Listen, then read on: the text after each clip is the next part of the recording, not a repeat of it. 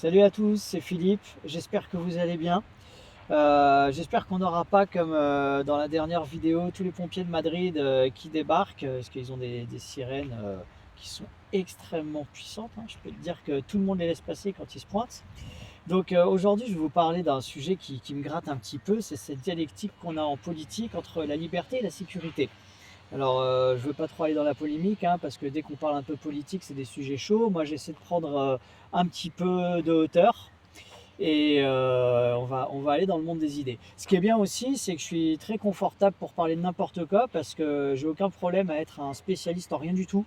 J'ai fait aucune thèse en rien du tout. J'ai pas fait d'études supérieures non plus, hein. J'ai fait une fac de philo après mon bac, mais c'était en touriste complet. C'était vraiment pour le plaisir de voir l'ambiance dans les amphis, de, de rencontrer des jolies filles et de me donner un petit peu de grain à moudre, parce que quand même, il se trouve que si je choisis philo, c'est que j'aime bien le monde des idées. Mais voilà, je suis absolument spécialiste en rien du tout. Et ça m'a appris une chose, que comme j'aime quand même bien réfléchir à tout et n'importe quoi, c'est que en étant spécialiste en rien, ça te dispense pas de réfléchir à tout. D'ailleurs, c'est ce que tout le monde fait, hein. C'est le principe du café du commerce, mais avec un minimum de rigueur. C'est mon process, en tout cas, c'est de dézoomer. C'est toujours d'essayer de prendre un maximum. Ah bah tu vois que les pompiers vont revenir. Je ne les ai pas entendus depuis une heure que je suis dans le parc, mais ils vont revenir juste quand je tourne une vidéo. Bref, c'est pas grave. On va voir si techniquement je vais faire quelque chose par la suite. Donc en fait, mon process en fait c'est de dézoomer. Et quand tu prends de la hauteur et que tu essaies de brasser les idées pures, hein, tant que faire se peut, tu te rends compte que tu peux débattre avec n'importe quel spécialiste, parce qu'un spécialiste il va essayer de t'emmener sur son terrain et de te prendre à défaut pour, euh, pour surligner, pour mettre en exergue ton ignorance du sujet par rapport à lui. Et en fait, c'est un procédé rhétorique, hein, c'est de bonne guerre, si j'ose dire. Mais toi, en échange, enfin toi, moi en l'occurrence, et puis quelqu'un qui se reconnaîtrait dans le fait de pas être un spécialiste en rien, comme c'est mon cas, il est toujours possible et souhaitable de revenir toujours sur le plan du bon sens, de prendre de la hauteur et de manipuler des blocs d'idées assez simples, pas simplistes, mais de revenir au cœur des problématiques, au cœur de la dialectique en cours. Et d'ailleurs, c'est le propos de la démocratie, hein. Si, bon, la démocratie ou ce qu'il en reste en France, mais bon, sur cette chaîne, on va souvent prendre exemple sur la Suisse, que c'est une sorte de petite perfection, hein, un petit joyau. Si ce n'avait pas la Suisse, étant donné ma mauvaise connaissance des institutions, je ne sais pas si je pourrais vraiment prétendre être démocrate, mais la Suisse me prouve que la démocratie peut fonctionner. Et bref, on en parlera ultérieurement. Mais là, mon propos, c'est justement de dire si en fait, la démocratie ne serait pas défendable si on ne pensait pas que tout un chacun peut et doit avoir un avis sur son environnement et voilà, sur des choix, sur des choix qui concernent directement son destin et son environnement, sa vie, celle de sa famille, bref.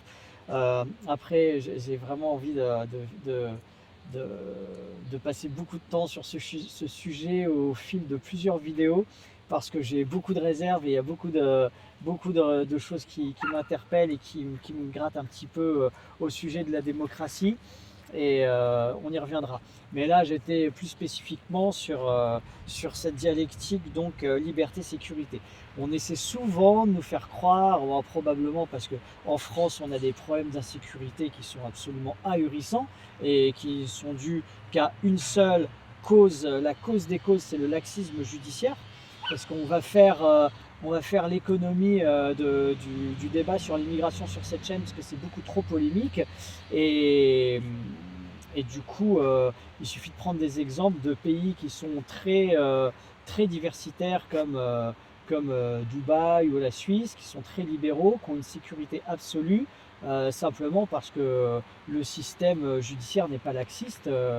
La, en fait, on arrête les criminels. En fait, en gros, il y a une personne sur 1000, voire même davantage, qui est criminogène.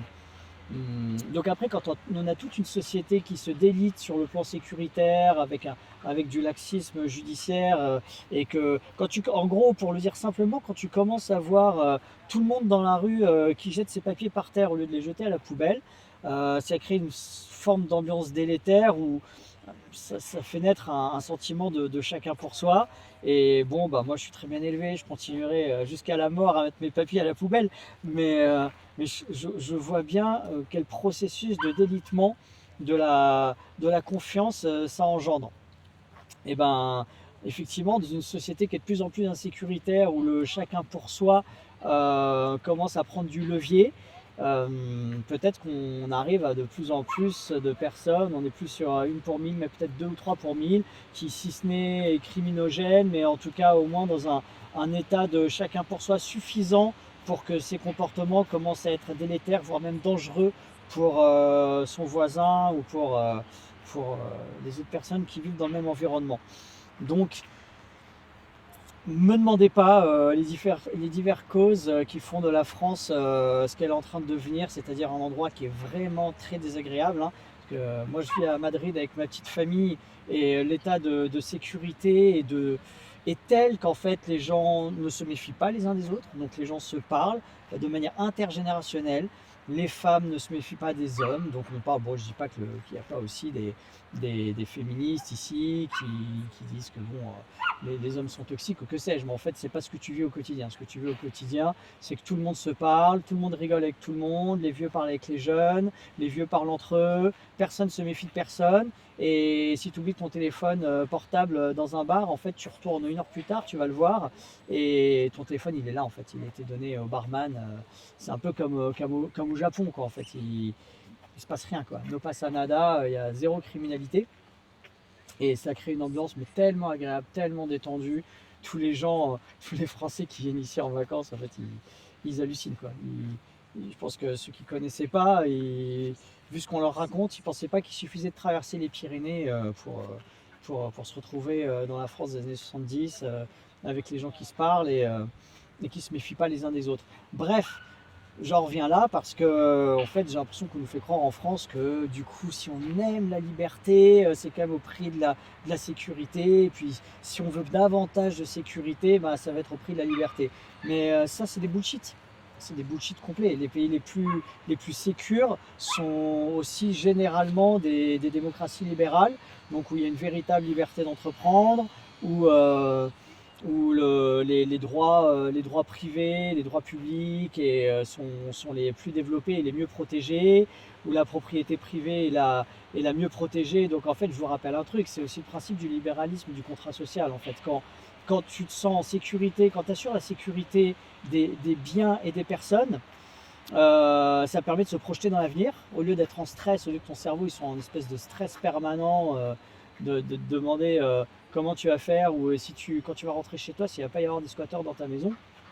En fait, bah, ça détend. Donc tu peux te projeter dans l'avenir. Donc comme tu peux te projeter dans l'avenir, tu peux entreprendre. Tu sais que tu vas être protégé par toute une série de droits fondamentaux servis par un système exécutif et juridique bien huilé, et que ta propriété privée va être garantie et que ta sécurité va être garantie. Bref, donc en fait tu te sens libre, tu te sens au maximum de la liberté quoi. Et en fait je connais personne qui réclame la liberté de tuer, de voler ou de violer, hein. Non, quand on parle des libertés fondamentales et de contrat social, on ne parle pas de la liberté de tuer, hein. Même à l'Antiquité, on ne parlait pas de la liberté de tuer, hein. Donc en fait, il me semble que ce débat est un enfumage, il est complètement fallacieux. Euh, je serais tenté de faire un en même temps comme notre ami Macron, à savoir on peut avoir en même temps la liberté et la sécurité. Et j'ai envie de dire même que ça marche de concert, parce qu'en France, on est de moins en moins libre, du coup. Parce que moi, je me sentais pas très libre quand j'étais encore en France. Je me sentais pas très libre de devoir regarder par-dessus mon épaule en centre-ville à partir de 19h. Et encore, je suis gentil, hein, j'ai eu des problèmes avant 19h. je me sentais pas très libre d'entreprendre, en sachant que ça allait être le parcours du combattant entrepreneurial. Enfin bref, je suis pas là pour faire le procès de la France. Comme c'est mon pays, euh, c'est un cas d'école en fait. C'est un cas d'école, donc hélas j'y reviendrai souvent. En plus, j'ai pas du tout envie de faire une chaîne polémique, hein. J'ai vraiment envie de partager avec vous des idées diverses et variées. Et en fait, j'aime bien réagir sur des choses que je lis ou que j'entends et juste donner mon point de vue pour le pur plaisir de donner mon point de vue.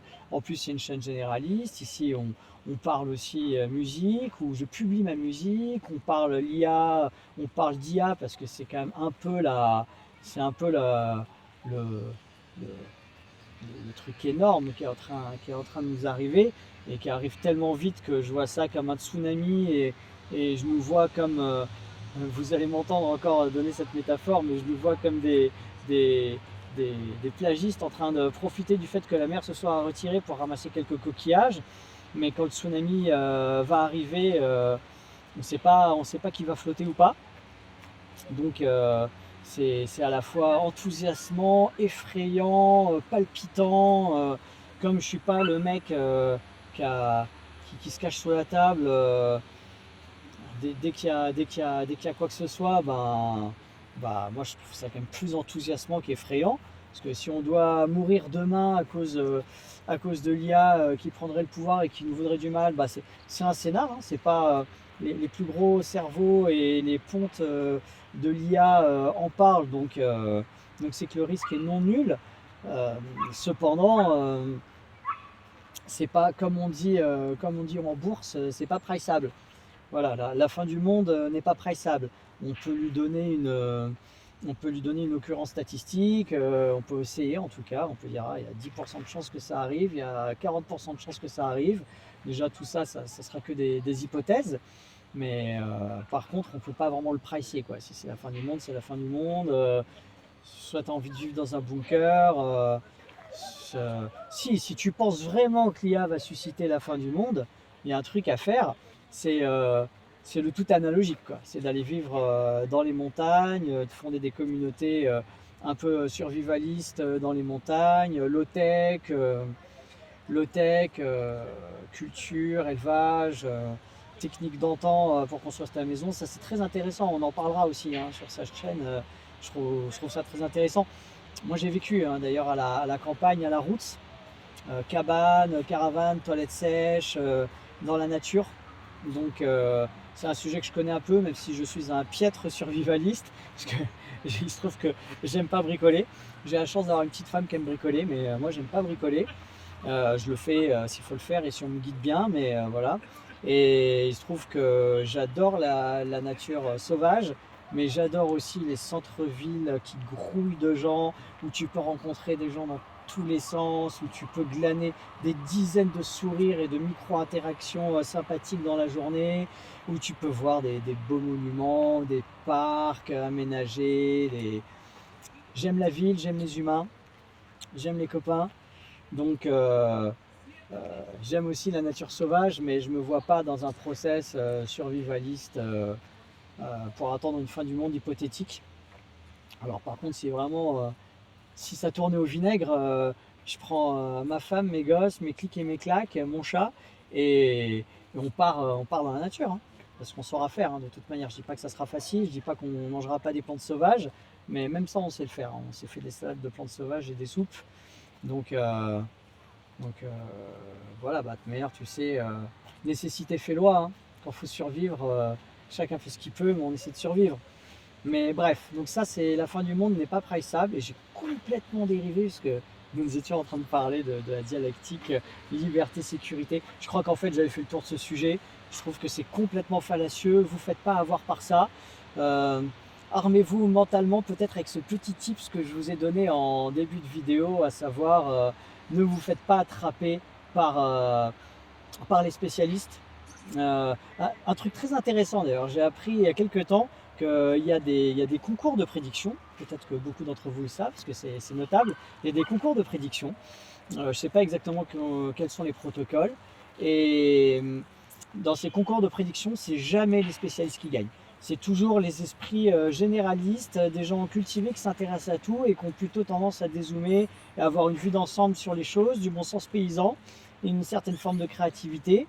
Et bah écoutez, c'est sans vantardise aucune, ce sont des caractéristiques dans lesquelles je me reconnais modestement à mon petit niveau. Donc c'est pour dire que j'ai aucun problème à prétendre d'être spécialiste en rien. Et si c'est aussi votre cas, euh, c'est pas grave. Si vous êtes spécialiste en rien, alors par définition, si vous êtes spécialiste, c'est un sujet, deux ou trois maximum si vous êtes un génie à 162 QI. Mais personne n'est spécialiste en tout, à part peut-être l'IA justement, qui est PhD en tout. Mais donc même si vous êtes spécialiste dans un sujet ou deux, vous expérimentez comme tout le monde le fait de n'être pas spécialiste dans les autres sujets. C'est pas pour autant, j'imagine, que vous vous interdisez d'y réfléchir et que vous n'avez pas d'avis sur d'autres questions. Donc le petit tips, c'est toujours de revenir. Ouais, je me recoiffe en même temps, c'est terrible, c'est terrible de se voir en vidéo. Le petit tips, c'est toujours en revenir aux idées, aux généralités et au bon sens. Comme ça, vous ne faites pas retourner le cerveau par les technocrates, les politiciens. Euh, voilà, en tout cas, moi, c'est comme ça que je me débrouille.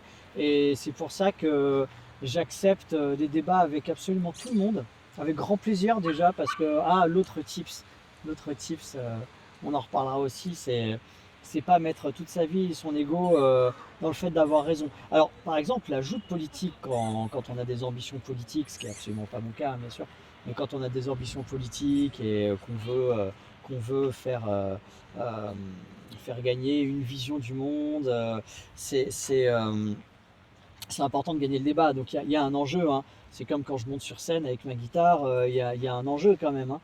Mon but c'est pas d'arriver et de jouer n'importe comment et qu'après tous les mecs de la ville se disent il est vraiment trop mauvais lui à la guitare. Quand j'arrive dans les jams, tout le monde baisse les yeux quoi. Pour surtout pas croiser mon regard, tu vois. Ça arrive avec plein de mecs dans les jams, donc c'est pour ça que je rigole un peu. La vie est terrible. Donc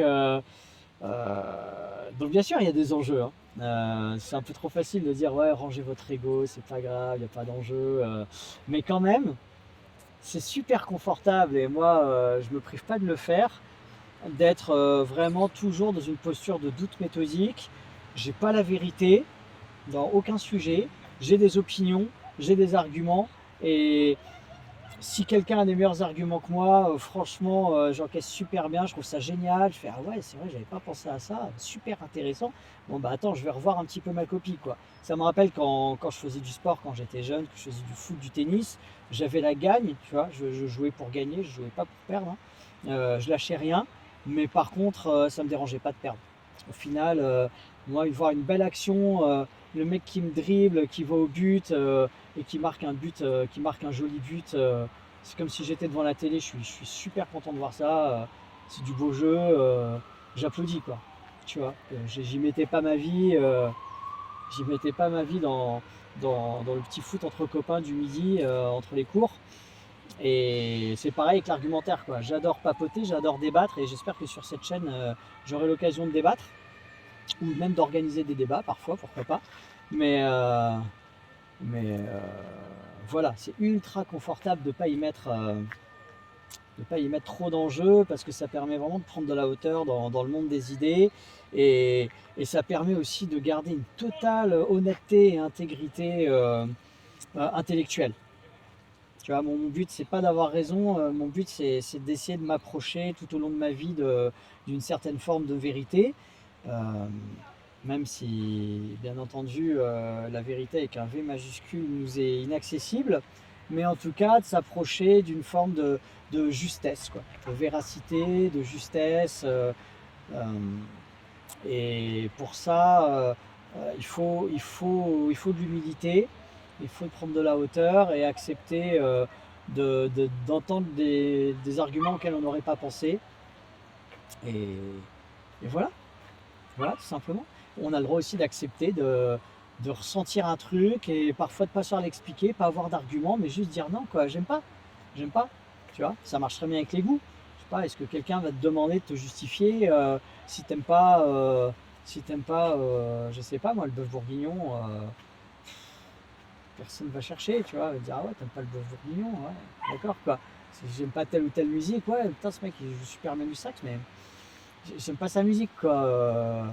Voilà, pourtant c'est bien, hein, franchement, super niveau technique, super production, mais j'aime pas sa musique. Voilà, donc tu vois, les goûts, les couleurs, ça, on peut en parler, c'est aussi des propos sur l'esthétique, l'art, tout ça, c'est des choses qui, ça m'intéresse de moudre du grain avec ça, comme d'ailleurs ça m'intéresse de moudre du grain avec tout, mais, mais du coup, on peut aussi dire, bon bah moi, bah, je veux pas ça dans ma vie, ça me plaît pas, cet environnement-là, il me plaît pas, euh, je n'ai pas forcément à me justifier, tu peux juste tenir compte de mon avis, j'ai le droit d'exister, j'ai le droit d'être sur Terre. En fait, je suis sur Terre de fait, comme toi, donc espèce de droit naturel à y être, hein, tant que, tant que ça se passe dans la plus pure légalité, voilà quoi. Donc tu as le droit d'être qui tu es, de penser ce que tu penses, de ressentir ce que tu ressens, même si parfois tu as du mal à le justifier.